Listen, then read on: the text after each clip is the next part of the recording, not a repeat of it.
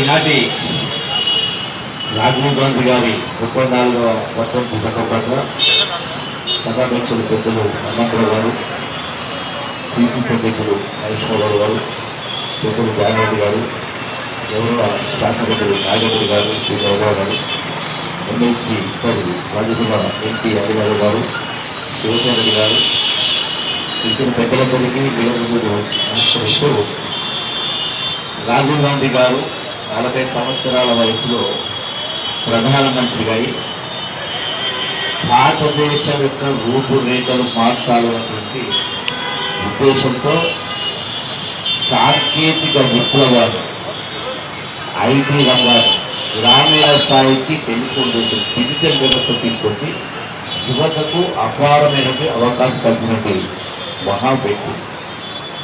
రెండవది, దేశ సమగ్రత, దేశ ప్రతిష్ట అంతర్జాతీయ స్థాయికి తీసుకెళ్ళి దేశాన్ని బలోపేతం చేసిన దానిలో భాగంగా ప్రాణాలర్పించినటువంటి కావలసినటువంటి మహనీయుడు రాజీవ్ గాంధీ గారు. ఈనాడు కాంగ్రెస్ విధానం పేదలు, యువత, రైతాంగానికి చేయాలనేది కాంగ్రెస్ పార్టీ నియమ నిబంధనల ప్రకారం ఒక ఇందిరమ్మ కుటుంబం, నెహ్రూ కుటుంబం, త్యాగాల కుటుంబం, అదే ఉరవడితోటి రాజీవ్ గాంధీ గారు కూడా ఎన్నో అద్భుతమైన కార్యక్రమాలు చేయడం జరిగింది. ఇలా రాజీవ్ గాంధీ గారి యొక్క ఆశయ సాధనలో భాగంగా రాహుల్ గాంధీ గారైనా కాంగ్రెస్ పార్టీ అయినా అదే ఉరవడిని ఉనికి తెచ్చుకొని యావత్ దేశాన్ని పేదరికాన్ని పాల్గొన్న ఆలోచించి గొప్ప కార్యక్రమం చేస్తున్నది ఒక గొప్ప కుటుంబం, త్యాగాల కుటుంబం.